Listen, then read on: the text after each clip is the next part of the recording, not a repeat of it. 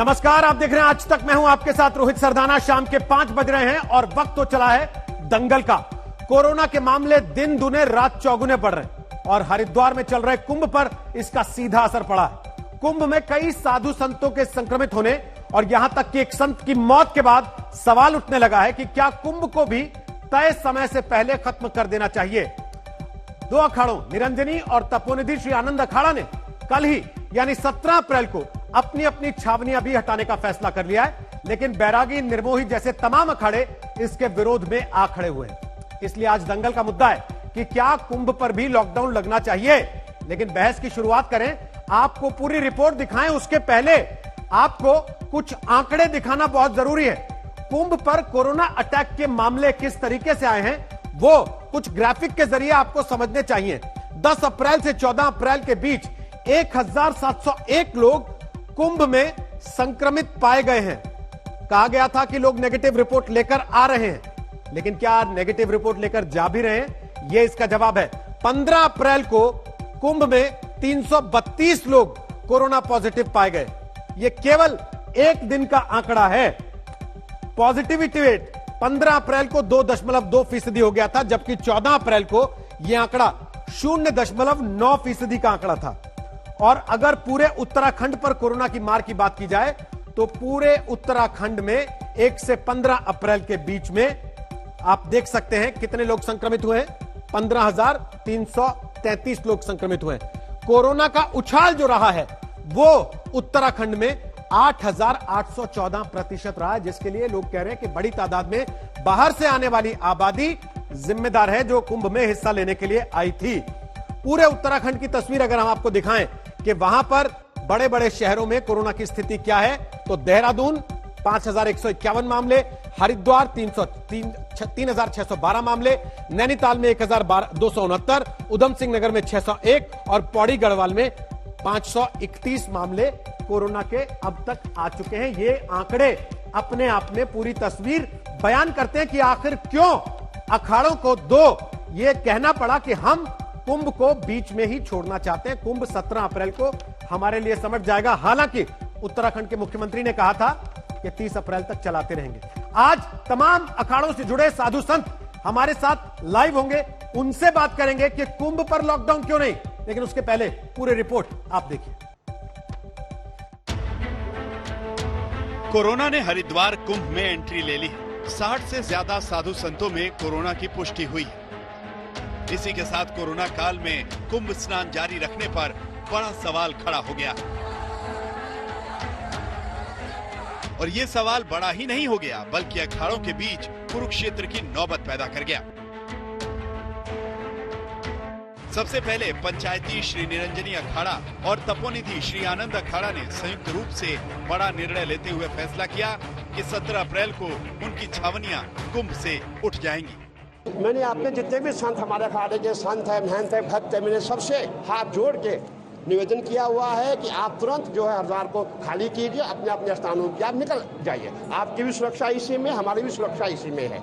इस 2021 महाकुंभ का जो काल है, उस काल की विषम परिस्थिति को देखते हुए 17 तारीख को हम अपनी छावनी को विराम देंगे। 17 के बाद कोई भी बड़ा कार्यक्रम हमारे शिविर में, हमारे अखाड़े में नहीं होंगे। 2 अखाड़ों के ऐलान के बाद बैरागी, दिगंबर और निर्मोही अखाड़ों की ओर से कड़ा विरोध हो रहा है।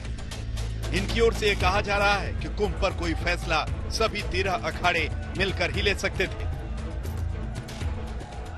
उनके बाद से बैरागी संप्रदाय नहीं, पूरा विश्व के कोई आदमी सहमत नहीं है। न मेला अधिकारी सहमत है, न हम सहमत है, न तीनों हनी सहमत है। ये सामूहिक मेला है, देव मेला है। इस देव मेला के इनको समाप्त करने का अधिकार नहीं है। इतना जरूर मैं कहूंगा कि अभी विश्व में कोरोना काल चल रही है, बीमारी चल रही है, उसका लोग पालन करें। लेकिन यहाँ कोरोना अगर फैलाया तो सन्यासी अखाड़ों में से ही ज्यादा कोरोना फैलाया। हमारे बैरागी साधु संतों में कहीं कोई केस नहीं आया और गंगा माई से कृपा प्रार्थना करते हैं कि केस ना आवे। लेकिन ये लोग जो गलत बयानबाजी कर रहे हैं तो ये अपने बयानों पे जो है बाज आवे। कुंभ पर अखाड़ों का ये संग्राम उत्तराखंड सरकार की मुसीबत बढ़ा सकता है। वैसे तो अभी गुरुवार को ही उत्तराखंड सरकार की ओर से ये फैसला लिया गया था कि कुंभ अपने तय वक्त पर ही समाप्त होगी, लेकिन हरिद्वार समेत उत्तराखंड में बढ़े कोरोना मामले चिंता की वजह बन रहे हैं। लेकिन जो परिस्थितियां बनी हैं, उसमें मुख्यमंत्री तीरथ सिंह रावत के बयानों को लेकर भी सवाल उठे। उन्होंने इसी हफ्ते कहा था कि मां गंगा का आशीर्वाद लेंगे तो कोरोना नहीं होगा। यहाँ ओपन है और गंगा के पास है, माँ गंगा का अपने धारा का पूरी तरह बहाव आशीर्वाद ये सब लेके जाएंगे, तो उससे तुलना नहीं करनी चाहिए, ये बल्कि होना ही नहीं चाहिए उससे तुलना, अगर कोई विषय उठता है ना। बहरहाल अब कुंभ में कोरोना की वजह से बने धर्म संकट से निपटना ही होगा। हरिद्वार से दिलीप सिंह राठौर के साथ संजय शर्मा, आज तक। और आपको बता दें कि इस वक्त हमारे साथ हैं आचार्य महामंडलेश्वर स्वामी अवधेशानंद गिरी, जो कि जूना अखाड़े को प्रमुख हैं। स्वागत है अवधेशानंद जी आपका आज तक पर। लंबी बहस पिछले कई दिन से कुंभ को लेकर चल रही है और अब दो अखाड़ों ने सीधे सीधे तौर पर कह दिया कि 17 अप्रैल को हम अपनी अपनी छावनियां हटा लेंगे। बाकी अखाड़े क्या सोचते हैं इस पर? कुंभ चले या कुंभ बंद हो जाए? रोहित भैया, हरिद्वार से मैं आप सबका हार्दिक स्वागत करता हूं। कुंभ से मैं अपनी शुभकामनाएं पूरे संसार भर के लोगों को देता हूं कि कोरोना से मुक्ति मिले। रही बात आने वाले स्नानों की और इस मेले की, तो कोरोना के बढ़ते प्रकोप के कारण कुछ चीजें प्रतीकात्मक होनी चाहिए और उनको उस तरह से करना चाहिए जिससे कि कोरोना से कोई प्रभावित न हो। इस समय कोरोना के केस बढ़ रहे हैं, पूरे मेले में एक प्रकार का भय है और बड़ी चिंताएं हैं। यह सच है कि बैरागियों का एक स्नान अभी रहता है, पर जिस तरह से कोरोना के केस बढ़ते जा रहे हैं और मेला खाली जैसा हो गया है, इस समय मेले में बहुत रिक्तता है, शून्यता जैसे दिखाई दे रही है। वो प्राय सन्यासियों के यहाँ तो है ही, पर गंगा घाट पर भी और पूरे मेला क्षेत्र में भी अब श्रद्धालुओं का गहरा अभाव दिखाई दे रहा है और श्रद्धालु आ भी नहीं रहे कहीं से कोरोना के बढ़ते प्रकोप के कारण। तो अगर सन्यासी विशेषकर निरंजनी ने ऐसा विचार किया है तो ये उनका विचार कदाचित अनुचित नहीं है, क्योंकि कुछ चीजें आने वाले समय में प्रतीकात्मक हो तो उनका हृदय से स्वागत।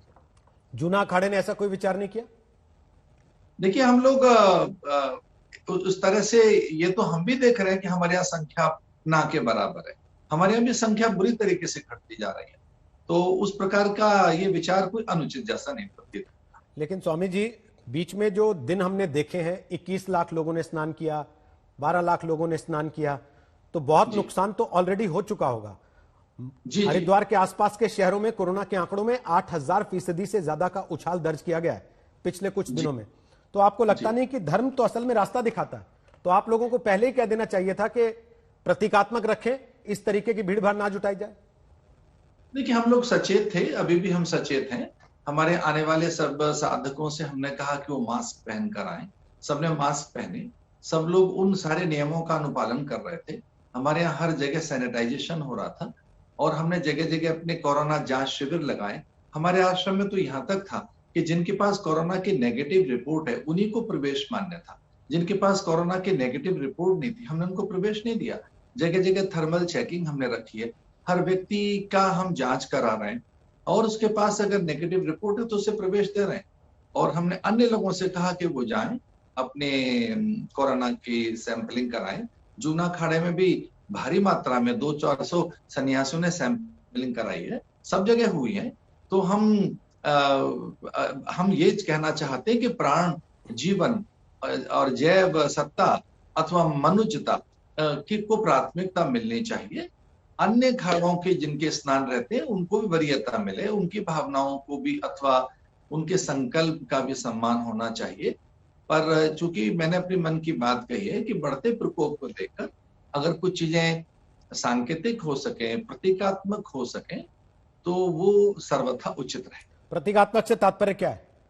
5000 की जगह 5 लोग चले जाएं, स्नान कर ले तो अखाड़ों का मन, हमने ऐसा विचार किया। आने वाला जो स्नान है, बिल्कुल आप ठीक कह रहे हैं, प्रतीकात्मक का अर्थ है कि आने वाला जो स्नान है 27 अप्रैल का, हमारे अखाड़ों से 2-2, 4-4 प्रतिनिधि चले जाए और स्नान करें। तो सभी अखाड़ों की सहमति है इस पर? आपस में बातचीत हुई है? देखिए, हो सकता है इस पे सहमति बन जाए, मुझे नहीं लगता कि हाँ, बैरागियों के लोग अधिक चले जाएं या वो पूरे चले जाएं, उनका स्नान रहता है तो पूरा स्नान कराएं। उनके लिए मैं ये नहीं कह रहा हूं, लेकिन जिनके स्नान हो चुके हैं वे कुछ प्रतीकात्मक 5-5 साधु 10-10 साधु चले जाए सोशल डिस्टेंसिंग का पालन करते हुए। लेकिन अगर वैरागियों का स्नान रहता है तो हम उनके स्नान की बाधा की बात नहीं कर रहे हैं, उनकी भावनाओं का हम सम्मान कर रहे हैं। आखिर क्या वजह है कि साधु संत इस मामले में कुंभ को 30 तक कराते रहने पर आमादा है, पहले समेटने को तैयार नहीं है? योगी आदित्यनाथ ने तो कहा कि आस्था मनुष्य से होती है, मनुष्य आस्था से नहीं होता, और यही बात आप भी कहते रहे। देखिए, मैं माननीय योगी जी की इस बात से सहमत हूं। सबसे बड़ी प्राण सत्ता है, जीवन पहले, आस्था और व्यवस्थाएं बड़ी गौण चीज है। और कभी कभी ऐसा होना चाहिए कि जो परिस्थितियां हैं, देशकाल परिस्थिति के अनुसार भी निर्णय लिया जाता है। तो देशकाल परिस्थिति ये कह रही है कि अगर प्रकोप अधिक है, कोरोना का प्रहार अगर प्रचंड है और अगर जीवन पे बड़ा संकट है, तो इसकी सीमितता के लिए विचार करना सर्वथा उपयुक्त होगा। ऐसा कोई अनुचित नहीं है, कुछ ऐसा नहीं है कि अगर उसको सीमित किया जा रहा है तो कोई इस पर धर्म की हानि होगी अथवा मूल्यों पर प्रहार होगा अथवा किसी की आस्था पर चोट होगी, या ये कोई इसमें कोई आत्मग्लानि होगी। मुझे लगता नहीं कि ऐसा होगा। आचार्य महामंडलेश्वर होने के नाते आपको नहीं लगता एक अपील आपको भी करनी चाहिए कम से कम, या आप कह देते कि खत्म कर देना चाहिए, हमें इस बार इससे कोई पाप नहीं होगा? देखिए, मैं फिर आपने मुझे अवसर दिया तो मैं अपील कर रहा हूं। मैं कहना चाहता हूं कि जो बाहर से आने वाले साधक हैं वो विचार करें और वे अन्य स्नान पर और फिर कभी सामान्य समय पर आ जाए। मैं अभी अपील कर रहा हूं। और चूंकि अगर यहाँ प्रकोप बढ़ रहा है तो हरिद्वार में सीमित संख्या रहे या अधिक संख्या ना आए।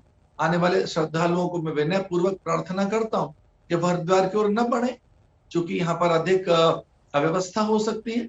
तो मैं अपील कर रहा हूँ, आपकी पहल का स्वीकार करता हूं। स्वामी जी, आखिरी सवाल पूछ रहा हूं। आपको याद होगा कि कोरोना की जब शुरुआत हुई थी, दिल्ली में मरकज का मामला हुआ था, जिसमें देश विदेश से जमात में हिस्सा लेने के लिए लोग आए थे, और उसके बाद जब वो वहां से निकले तो यह कहा गया कि जमातियों ने कोरोना फैला दिया। हालांकि उसके कोई वैज्ञानिक रिसर्च कोई ऐसे मिले नहीं थे सबूत, लेकिन जमातियों ने फैला दिया। अब यह कहा जाने लगा कि कुंभातियों ने फैला दिया। देखिए, उस समय की परिस्थितियां वो इतनी भयावह और इतनी अधिक असुरक्षा और संशय की पैदा करने वाली परिस्थितियां थी। वो कोरोना का आरंभिक दौर था, बीच में देखा आपने स्ट्रेन उतना प्रभावशाली नहीं था, कोरोना की शिथिलता देखी, फिर भारत में ये भी देखा गया कि रोगी ठीक होते गए और हम भारतवासी किस ढंग से कोरोना से लड़ते हुए दिखाई दिए। हमारे माननीय प्रधानमंत्री जी, गृह मंत्री जी अथवा राज्य सरकारों ने भी जिस प्रकार की सतर्कता दिखाई, तो माननीय प्रधानमंत्री जी के आह्वान पर अथवा गृह मंत्री जी के आह्वान पर पूरे देश ने सतर्कता दिखाई। हमको कुंभ में ऐसा लगता था कि हम सब चीजें ठीक कर लेंगे और ठीक दिशा में भी जा रही हैं, लेकिन ये अकेला कुंभ में ही तो कोरोना नहीं बढ़ रहा है। ये पंजाब में भी आंकड़े हैं, बंगाल में भी आंकड़े हैं, राजस्थान में और आंकड़े ज्यादा हैं, महाराष्ट्र में बहुत ज्यादा हैं। महाराष्ट्र की तो स्थिति बहुत बेकार है। तो ये ऐसा नहीं है कि जिस आंकड़े से आप कुंभ को देख रहे हैं तो ये आंकड़ा तो बहुत ज्यादा महाराष्ट्र में, पंजाब में बहुत ज्यादा है। वहां की स्थितियां तो बहुत विकट हैं, भयावह। राजस्थान तो बुरी तरीके से चपेट में। उस मात्रा में, उस अनुपात में स्वाभाविक है कि वो आंकड़ा हरिद्वार में भी है, पर वो आंकड़ा उतना प्रचंड नहीं है। लेकिन हमको इन सारी परिस्थितियों का ज्ञान नहीं था और पूरे देश को भी इस बात का पता नहीं था। पूरे देश में ही प्रकोप है ना, अकेला कुंभ में नहीं है ये प्रकोप। आंकड़ों की दृष्टि से देखा जाए तो कुंभ में इतने आंकड़े भयावह नहीं है जितने महाराष्ट्र में, पंजाब में अथवा राजस्थान में है, अन्य प्रदेशों में है। वो उस अनुपात में तो मुझे नहीं लगता कि कुंभ में कुछ ज्यादा आंकड़े बढ़े। तो धन्यवाद आचार्य महामंडलेश्वर स्वामी अवधेशानंद गिरी। वो अपील कर रहे हैं कि श्रद्धालु हरिद्वार कुंभ में आगे के स्नान के लिए न जाएं, और जो अखाड़े बच गए स्नान करने, उनका कहना है कि प्रतीकात्मक स्नान हो। 5-5 हजार 10-10 हजार की संख्या में साधु सन्यासी न जाएं, 5-4 कुछ करके संख्या के तरीके से वहां पर प्रतीकात्मक स्नान करा दिया जाए। हमारे साथ पूरा पैनल होगा कुछ साधु संतों का, लेकिन उसके पहले हमारे साथ स्वामी अविमुक्तेश्वरानंद सरस्वती इस वक्त लाइव आ गए हैं। कुछ मिनट के सीधे सवाल अविमुक्तेश्वरानंद जी मैं आपसे करूंगा। स्वागत है आपका आज तक पर। आप कुंभ जारी रखने के पक्ष में हैं या आपको लगता है कि समेट देना चाहिए, पहले खत्म कर देना चाहिए वक्त से? ऐसा है कि कुंभ तो ज्योतिष का एक योग है, इसको समेटने की शक्ति किसी व्यक्ति या संस्था में नहीं है। कुंभ का पर्व ज्योतिषीय गणना से आता है। जब मेष राशि में सूर्य होते हैं, कुंभ राशि में बृहस्पति होते हैं, तब हरिद्वार में कुंभ होता है। तो कुंभ तो अपने समय से आया है और अपने समय से ही जाएगा। समेटना ना समेटना ये हमारे वश में है नहीं। हम तो पुण्यकाल का लाभ ले सकते हैं, तो वो हम ले रहे हैं और हम किसी को वंचित करने के पक्ष में नहीं। जहाँ तक कोरोना की बात है, कोरोना के कारण अगर आप ये कहना चाहते हैं कि यहाँ से हट जाना चाहिए, तो हमको वो जगह बताई जाए जहाँ पर कोरोना ना हो। इस देश में या इस देश के बाहर कोई ऐसी जगह सुरक्षित बता दीजिए जहाँ कोरोना ना हो, तो हम सब वहाँ उठ करके चले जाएं। जब सब जगह कोरोना है और उस सब जगह जाकर के बच के ही रहना है, तो हमारे पुण्य भूमि, ये पुण्य काल हमसे क्यों छुड़वाया जा रहा है और ऐसा भ्रम क्यों उत्पन्न किया जा रहा है कि कुंभ समाप्त हो गया? कैसे समाप्त हो सकता है कुंभ? ये हमारा पक्ष है। अगर आप ऐसी बातें करेंगे तो सामान्य आदमी क्या सोचेगा? आप लोग तो राह दिखाने वाले लोग कहे जाते हैं। हाँ, तो राह ही दिखा रहे हैं हम कि पुण्य काल में किसी को वंचित नहीं करना चाहिए। जहाँ तक स्वास्थ्य का प्रश्न है, स्वस्थ रहने के लिए जो नियम हैं, जो सावधानियां हमको बरतनी है, वो हम जहाँ जाएंगे वहाँ भी हमको बरतनी ही पड़ेंगी।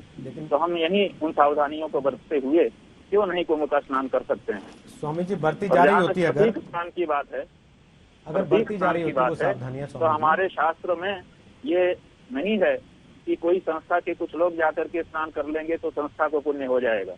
ये जो कुंभ स्नान का पुण्य होता है, ये व्यक्ति को होता है। जो व्यक्ति डुबकी लगाता है उसको ये पुण्य उपलब्ध होता है। किसी संस्था विशेष को नहीं होता है कि संस्था के 5 लोग चले जाएंगे तो पूरी संस्था को ये पुण्य मिल जाएगा। महाराज, आदमी पुण्य कमाने के लिए जाए और जान गंवा के आए तो ऐसा पुण्य किस काम का?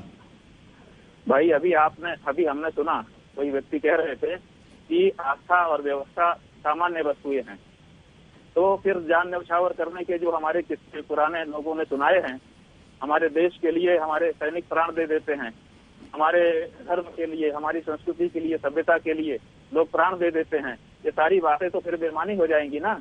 अगर आस्था और व्यवस्था सामान्य वस्तुएं हैं, प्राण ही सबसे बड़ी चीज है, तो प्राण तो फिर सबसे बड़ी हो गई। फिर तो सारी कहानियां भारत की बेकार हो जाएंगी। अभी आपने स्वयं कहा कि कुंभ जो है वो ग्रह काल नक्षत्र से तय होता है। आपने हम स्वीकार नहीं कर सकते हैं। आपने स्वयं हमारी आस्था हमारे लिए प्राण से भी बड़ी है और हम बचत करने दे। महाराज, आपने स्वयं कहा ना कि कुंभ ग्रह काल नक्षत्र से तय होता है, तो कुंभ तो फिर आ जाएगा। ये कोई युद्ध काल तो है नहीं कि जिसमें आपको अपनी जान गंवा के साबित करना है कि देखो हम ही खड़े हुए हैं।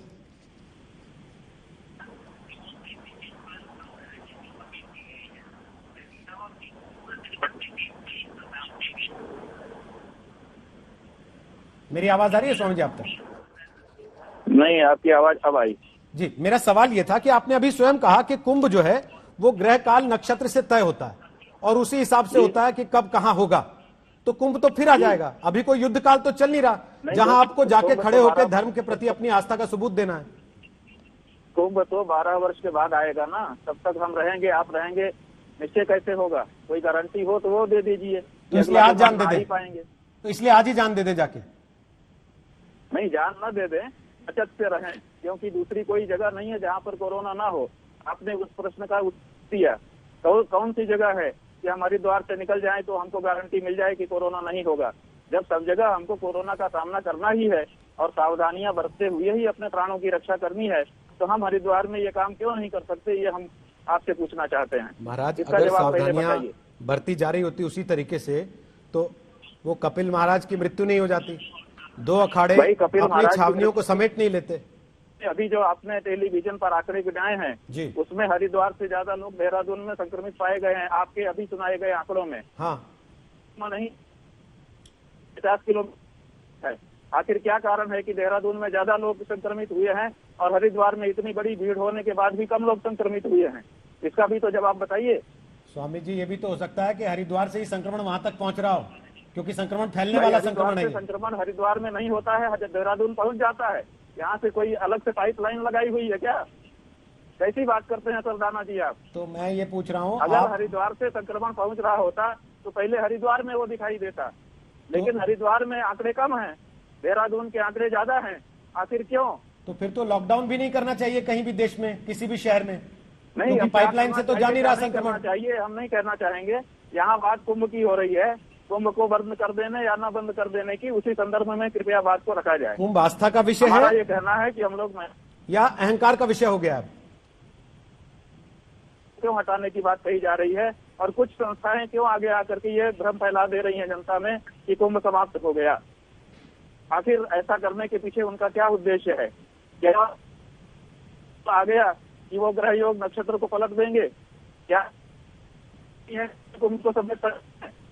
ये जो बात भ्रम फैलाने की है वो उचित नहीं है। ये पुण्य स्थल है, यहाँ पर हम आए हुए हैं। हमको शांति के साथ रहते हुए, कोरोना नियमों का पालन करते हुए पुण्य लाभ अर्जित करने दिया जाए। और अगर कोई आता है तो आप व्यवस्था बनाइए ताकि भीड़ का ही। बहुत बहुत धन्यवाद स्वामी अवित मुक्तेश्वरानंद जी। आवाज आपकी कट रही है, ठीक से सुन नहीं पा रहे आखिर में आपको। हाँ, वो तो कट जाएगी। आप नहीं, ऐसा नहीं है, बीच में ठीक से आ रही थी तो हम सुन भी रहे थे। बिल्कुल नहीं, ऐसा नहीं है स्वामी जी। आप लगातार बोले हैं और लगातार सबने सुना है, और जहां आवाज कटने लगी वही मैंने बताया, दर्शक देख रहे हैं। लेकिन आप साधु सन्यासी होकर अगर इस तरीके की बात करेंगे तो फिर उसके बाद तो मैं आगे कुछ कह ही नहीं पाऊंगा सर। स्वामी जी, उसके बाद तो कुछ कहने का तात्पर्य नहीं बचता, उसके बाद कुछ कहने का तात्पर्य नहीं बचता। धन्यवाद आपका। ठीक है, आप मत कहिए, धन्यवाद। चैनल है, आप मत कहिए जी, धन्यवाद आपका। आप किसी एक पक्ष को आगे बढ़ाइए। स्वामी जी, दोनों पक्षों को हमने रखा, आप भी बैठे हैं यहाँ पर, आपके पहले वाले सज्जन भी बैठ के गए, आपने भी अपनी बात कही, आपके बाद भी 3 लोग और आने वाले हैं। अगर आपके पास समय हो तो जरूर देखिएगा, उनको भी सुन लीजिएगा। हमारे साथ आचार्य प्रमोद कृष्णम आ रहे हैं, वो कल की पीठ से जुड़े हैं। हमारे साथ स्वामी चिदानंद सरस्वती आ रहे हैं, वो परमार्थ निकेतन आश्रम से जुड़े हैं। और स्वामी जितेंद्रानंद सरस्वती हमारे साथ इस वक्त लाइव आ गए हैं, वो अखिल भारतीय संत समिति से जुड़े हैं। स्वामी जितेंद्रानंद जी, 2 धर्मगुरुओं को आपने सुना, एक ने कहा कि प्रतीकात्मक स्नान होना चाहिए और दूसरे ने कहा कि हम तो स्नान करेंगे, हम अपना पुण्य का मौका क्यों गंवाएं, 12 साल में एक बार आता है। क्या कहिएगा इस पर? कहना क्या है, जित है और जित का कोई निवारण नहीं होता। जहां तक शाही स्नान और कुंभ का प्रश्न है, 3 शाही स्नान पहले से होते रहे। चौथा शाही स्नान जो 27 अप्रैल को कहा जा रहा है, तो 27 अप्रैल के स्नान का वो वैष्णवों के लिए पिछले 2010 से कुंभ में एक व्यवस्था बनी थी। शाही स्नान वस्तुतः 3 ही होते हैं, और चौथा वैष्णव संप्रदाय का मान रखने के लिए एक व्यवस्था बनाई गई है। और इस व्यवस्था से ऐसा नहीं कि न हम भाग रहे हैं न समाज भाग रहा है, लेकिन समाज पर अगर ऐसी आपदा आई हो तो ऐसी परिस्थितियों में आपत्ति काले मर्यादा नास्ति, आपत्ति का समय हो। पूरी दुनिया में सच है कि कोरोना फैल रहा है, तो ये ऐसी जगह पर बैठ करके जहाँ पे ऐसी मर्यादाओं का पालन नहीं हो पा रहा है, तो ये कह देना कि चलो कुंभ को समाप्त करते हैं, प्रतीकात्मक स्नान कर ले, मुझे इसमें कोई बुराई नजर नहीं आती। और जहाँ तक मन की पवित्रता बाकी चीजें हैं, वो हाँ रोहित जी, मुझे एक बात पे आपत्ति है जिसे कहना जरूर है आपके चैनल पे, कि कुंभ को बहाना बना करके भीड़ तो बंगाल की रैलियों में भी हो रही, तमिलनाडु से केरल तक के चुनाव में भी हो रही, और अभी एक और प्रश्न उछाला गया कि हॉस्पिटल ये मंदिरों से क्या होना है और मंदिर क्यों है, हॉस्पिटल, अर्थात बहाना कोई भी हो, सनातन हिंदू धर्म को निशाना बनाया जाए। हमारी आपत्ति यहाँ, जहाँ तक स्नान के पानी से, वो दुनिया के 5 देशों के वैज्ञानिकों का रिसर्च है। संयोग और सौभाग्य से मैं गंगा महासभा का भी महामंत्री हूँ, तो ये बात मैं अधिकार पूर्वक आपसे कह रहा हूँ आपके चैनल के माध्यम से। दुनिया के 5 देशों का रिसर्च है, सामूहिक गंगा स्नान से विषाणु समाप्त होते हैं, कीटाणु मरते हैं, पैदा नहीं होते। इसलिए कुंभ से ये विषाणु कीटाणु पैदा नहीं होंगे, परंतु जो वातावरण बना है, इस वातावरण में अब मैं भी आपके चैनल के माध्यम से कुछ संतों से निवेदन करूंगा, सबके श्री चरणों में दंडवत करके कि महाराज जी जीवन रहेगा तो आगे 6 साल पर अर्धकुंभ भी लगेगा, उसके आगे यह जीवन इसलिए नहीं कि हम और आप रहेंगे, इसलिए कि हमारे और आपके दिखाए रास्ते पर ही समाज को चलना है। अगर हम जिद पर अड़ेंगे तो समाज तोड़ेगा ही, इसलिए नहीं कि मुझे मृत्यु का भय है, मैं इसलिए अड़ूंगा। मैं तो पूज्य संतों के श्री चरणों में साष्टांग प्रणाम करके आग्रह करता हूँ कि इस कोरोना के महामारी काल में संत आगे आए, रास्ता दिखाएं, सबको राह बताएं, क्योंकि हम पर समाज की आस्था है। इसलिए मेरा मानना है कि अब उस चौथे स्नान की जिद छोड़ करके 3 स्नानों से कुंभ पूरा हो। ठीक स्वामी जी, क्या कुंभ पर लॉकडाउन होगा? हमारे साथ स्वामी चिदानंद सरस्वती हैं, हमारे साथ स्वामी जितेंद्रानंद जी हैं और हमारे साथ आचार्य प्रमोद कृष्णम है। तीनों से हम बात कर सकते हैं। स्वामी चिदानंद जी, आपकी क्या राय, क्या कुंभ समय से पहले समाप्त कर दिया जाना चाहिए मौजूदा हालात को देखते हुए? मुझे लगता है कि सबसे पहले प्रश्न है, जान है तो जहान है, और उसके लिए हमें आस्था को किसी तरह से व्यवस्था से बांधना नहीं चाहिए, और व्यवस्थाएं यदि अनुमन्य नहीं करती हैं तो उनका भी पालन करना चाहिए। तो परंपरा बचे, उसका भी ध्यान रखें, और उसके लिए केवल प्रतीकात्मक रूप से, जैसा कि स्वामी अवधेशानंद जी महाराज ने भी कहा कि सभी अखाड़े अपने अपने 5-5 संत, 11-11 संत, और इतनी खुली जगह है, खुले नियमों का पालन करते हुए उसमें स्नान करें। तो मुझे लगता है कि परंपरा भी बचेगी और कुंभ का दायित्व भी जो समझते हैं कि ऐसा होना चाहिए बचेगा। रही बात लोगों की जो अपने घरों में है, मैं कहना चाहूँगा कि लोगों को भी, हमारे यहाँ तो मान्यता है कि गंगे च यमुने चैव गोदावरी सरस्वती नर्मदे सिंधु कावेरी जलेस्मिन सन्निधिम करो। अगर कोरोना काल में हमें इस बात का ध्यान रखना पड़ता है आपदा काल में, तो हमें इसका भी रखना चाहिए कि अपने अपने घरों पर, अपनी अपनी नदियों पर, वहां पर एक प्रतीकात्मक रूप से उनका नदियों का आह्वान करते हुए स्नान करें, बल्कि इस कुंभ को एक नया रूप दें कि उन नदियों पर स्नान करते समय एक संकल्प लें कि हम जहां जहां पर हैं वहां पौधे लगाएंगे, पेड़ लगाएंगे, वहां स्वच्छता रखेंगे, क्योंकि इस भीड़ में तो स्वच्छता के लिए सरकार ने किया है, लेकिन जहां हम होंगे वहां हम खुद करें। इसलिए आस्था अहंकार का विषय ना बने, आस्था स्वीकार का विषय बने, और उसके लिए हम अपने लिए ये भी ध्यान रखें कि अपने लिए भले एक व्यक्ति हैं, लेकिन अपने परिवार के लिए एक पूरी दुनिया है। इसलिए ध्यान रखें, नियमों का ध्यान रखें, 2 गज की दूरी की जो बात कही है, मास्क लगाने की बात कही है, बार बार हाथ को धोने की बात कही है, साबुन और पानी के साथ 60 सेकंड तक हाथ धोने की बात की, फिजिकल डिस्टेंसिंग की बात की है, क्योंकि आने वाले स्नान पे पक्का है कि 3 स्नान में जो लोग चूक गए हैं उनका मन होगा जाके हम भी स्नान करें। तो मैं तो उनसे कहना चाहूंगा कि वो ऐसा ना करें, बल्कि जहां जहां हैं वहीं पर करें। सरकार ने व्यवस्थाएं बनाई हैं, तीनों स्नानों पर हमने स्नान भी किया है, दर्शन भी किया है, उसकी मैं तारीफ करता हूं कि जिस तरह से। लेकिन कोविड की समस्या को देखते हुए अब कोरोना से करुणा की ओर आए, और वो करुणा अपने साथ शुरू करें, अपने तीर्थों के साथ शुरू करें, अपने परिवार के साथ शुरू करें, और नियमों का पालन करें, ये बहुत जरूरी है। आचार्य प्रमोद कृष्णम, लेकिन हमने स्वामी जी को सुना अभी थोड़ी देर पहले, अभी मुक्तेश्वरानंद जी को, वो कह रहे थे किसी और के स्नान से मुझे कैसे पुण्य मिल जाएगा, और 12 साल में एक बार मौका आया, मैं क्यों छोड़ू। फिर देखिए रोहित सरदाना जी, भारत भावनाओं का देश है, आस्था का देश है, श्रद्धा और विश्वास का देश है, साधु संत ऋषि मुनि महात्माओं का देश है। हमारा जो धर्म है, सनातन धर्म, वो वैज्ञानिक दृष्टिकोण है उसका। हमारे यहाँ जड़ता की बात नहीं है, हमारे यहाँ चेतन और चैतन्य होने की बात की गई है, अंधकार को मिटा करके ज्योतिर्मय होने की बात कही है। हमारा शास्त्र या हमारे शास्त्रों में उल्लेख है जहाँ ब्रह्म सत्य जगत मिथ्या, तो वहाँ ये भी है कि शरीर माध्यम खल धर्म साधनम, और शास्त्र ये भी दर्शाता है, ये भी व्यवस्था देता है, ये भी मार्ग दिखाता है कि आपत्ति काले मर्यादा नस्ति।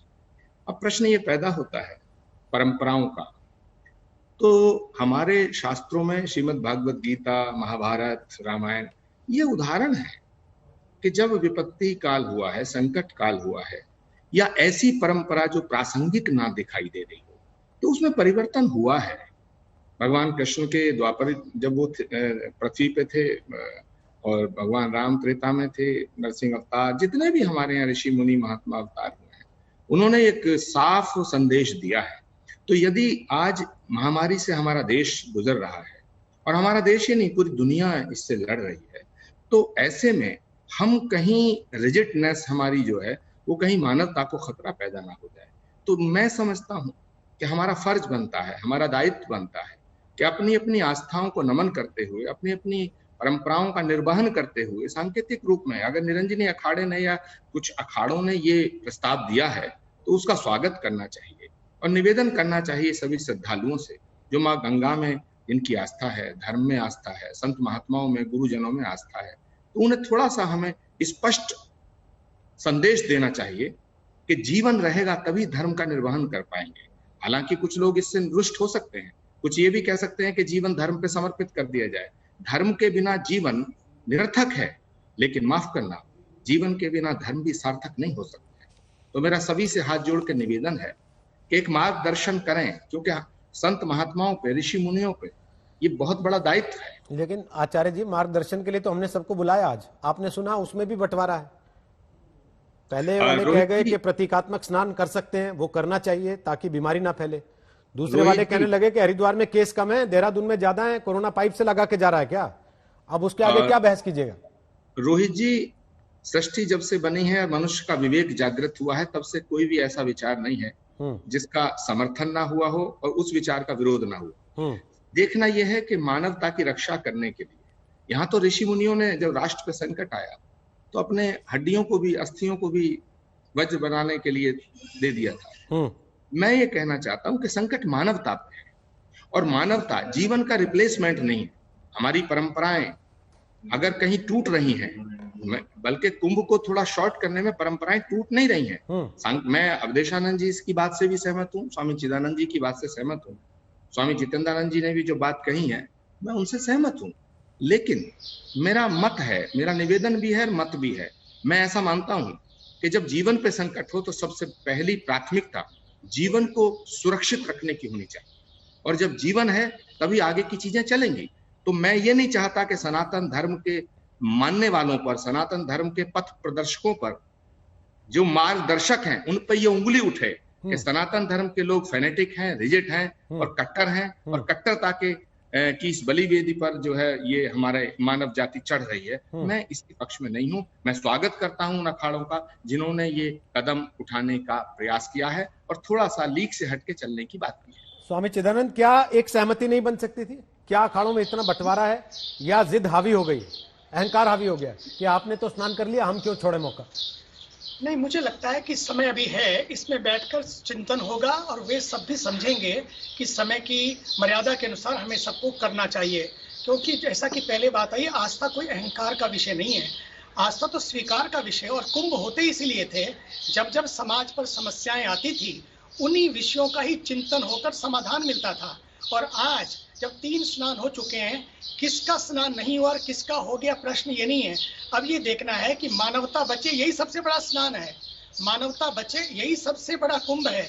और इसके लिए उन सभी अखाड़ों के साथ बैठकर भी जब बातें होंगी, चिंतन होगा, तो ये वो लोग भी स्वीकार करेंगे और मानेंगे, और उनको लगेगा कि वास्तव में इसमें दम है और ये कोई किसी से कम है या कोई किसी में दम है। बात ये कि नहीं है, बात तो ये है कि इस समय की आवश्यकता है कि हमें इन बातों को ध्यान में रखते हुए, हमें आपदा काल धर्म समझते हुए, जो कुंभ का मतलब था, जो समस्या का समाधान देता था, उसे समाधान बनाए, समस्या ना बनाए। और मुझे पूरा विश्वास है लोग इसके लिए उसको सुनेंगे और स्वीकार करेंगे। इसके लिए हमें भी ध्यान रखना है कि कुंभ कोरोना से डरना नहीं है, लेकिन कोरोना से लड़ना है। इसका अर्थ ये नहीं है कि हम समस्या को भी आवाहन करें, तो इसके लिए पैनिक हो, स्वयं मान जाएंगे कि सरकार को फैसला सुनाना पड़ेगा। अभी तक तो हालांकि सरकार थोड़ी दबाव में दिख रही है अखाड़ों के, उन्होंने कह दिया कि 30 तारीख तक चलेगा पूरा।